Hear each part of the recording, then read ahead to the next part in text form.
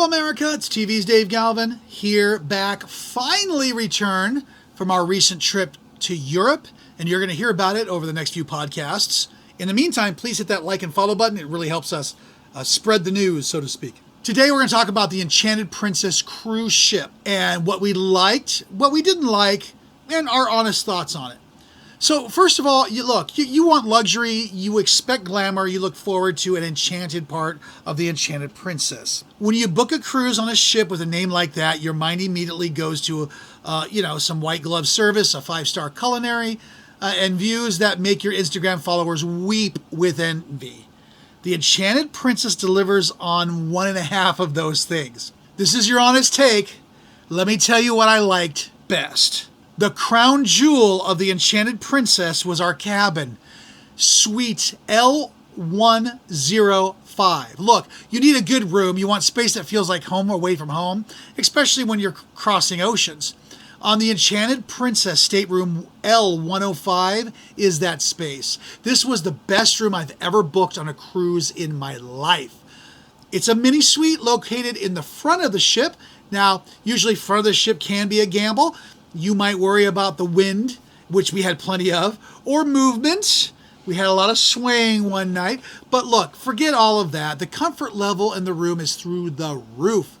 It is spacious, it is impeccably designed, and the bed feels like sleeping on a cloud. That's been endorsed by a team of orthopedists. Seriously, it was great. The real seller is not the thread count on the sofa. It is the balcony. Because L105 is situated in the very front, you're essentially, in the figurehead of the ship. While everyone's looking at the sides, you're looking forward at the horizon, okay? You see the world before anyone else on the sides. This becomes a life-changing feature when you're sailing into a destination like Montenegro. So imagine waking up. You're going to grab a robe, you're going to step into your private deck as the ship glides into the Bay of Kotor. These mountains are coming up on each side of you, reflected in the still like glass-like water. You are so close to the scenery that you feel like you could literally reach out and touch it. It is amazing. I woke up at 7 a.m. and went, I wonder if we're actually in port yet. And I happened to pull the blinds open a little bit, and we were just entering the bay, and I went, holy crap. I grab my phone, I go outside, you can see it on our Tickety Talk. It's right there. Absolutely phenomenal views. I get my wife, she comes out, and we enjoyed ourselves very much there. The mountains would rise up on each side. It was amazing. This was the dream. I mean, you're sitting there with your morning cup of joe, watching the sunrise hit the peaks of the Balkan Mountains, and you're like, this is it. This is what I paid for. So the staff, to their credit, does exactly what you want cruise staff to do. They were very friendly and very pleasant. They greet you, they help you, and they keep things moving without drama. Nobody was auditioning for sainthood, but nobody is making your vacation any harder either. It's solid, very professional crew. There is the technology.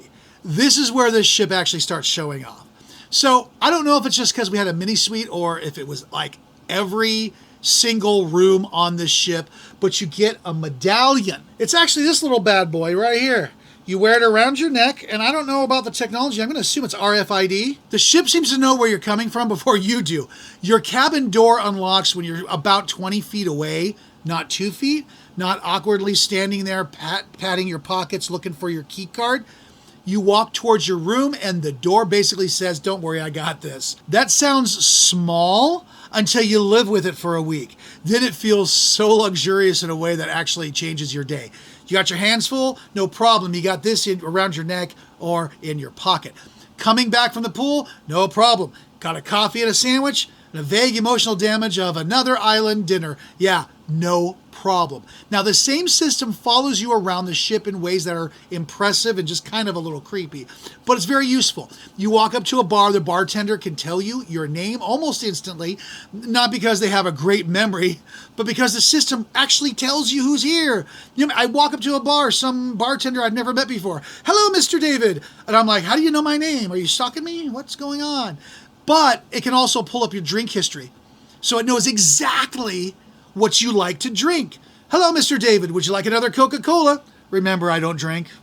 So I'm pretty boring. But they would be like, yeah, that would be great. Thank you so much. So look, if you ordered a cocktail yesterday, the bartender already has a kind of a roadmap, and it creates that high-touch feeling people usually associate with the ultra-luxury service, except there is right here, the chunk of the credit goes to the smart hardware and the software. One thing I also liked is this thing does keep track of where you are on the ship.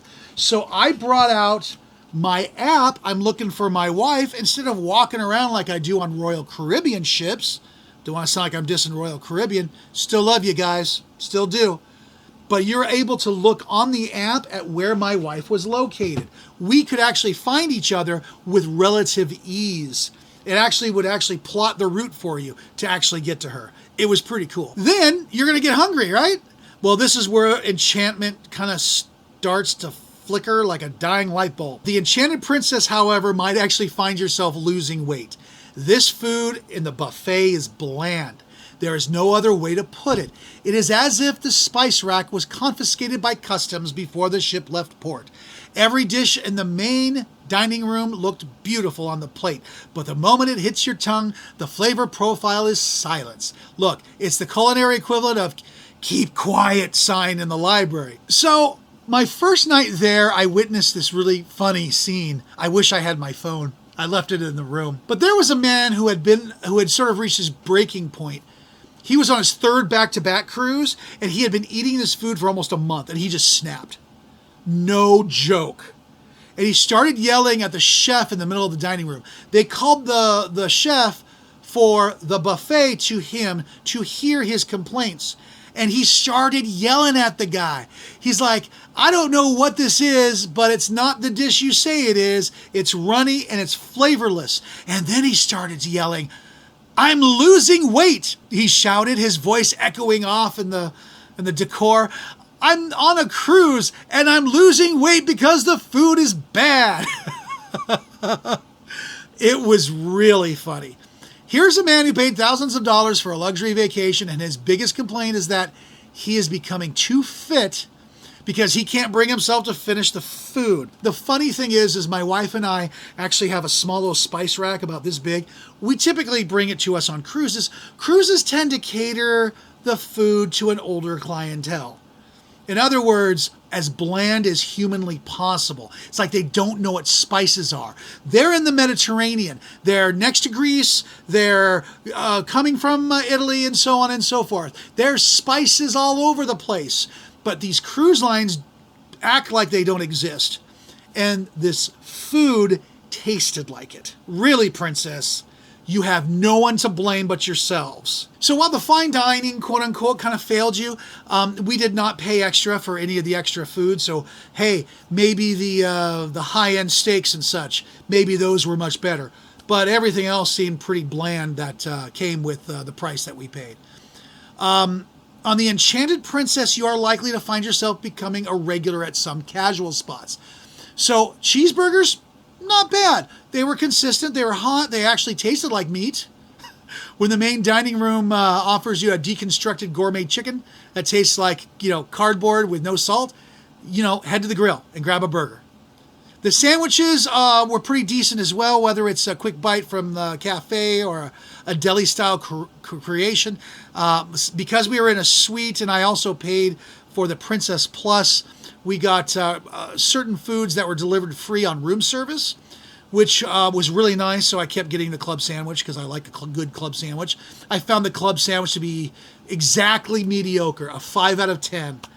Not horrible, not phenomenal, just very mediocre. So when you're not eating under seasoned entrees or admiring the Montenegro from your balcony like the ruler of a tiny maritime kingdom, you can start looking at what the ship has for you to do.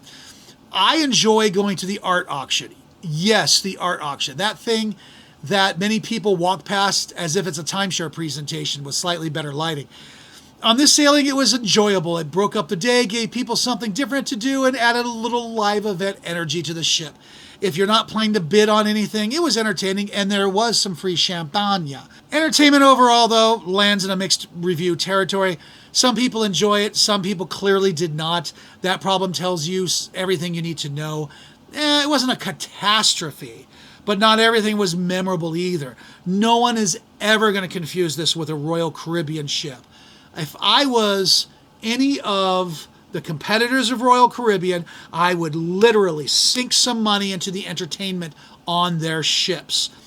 My sister came on the cruise with us. She said she went to the Comedy Magician, said he was so okay. She wanted to get up and leave halfway through, but because she did so much walking throughout the day, hurt her legs were hurting, so she just didn't want to deal with that. So she just sat there through the whole thing. As always, this is brought to you by timeforyourvacation.com. That's timeforyourvacation.com. We'll see you later.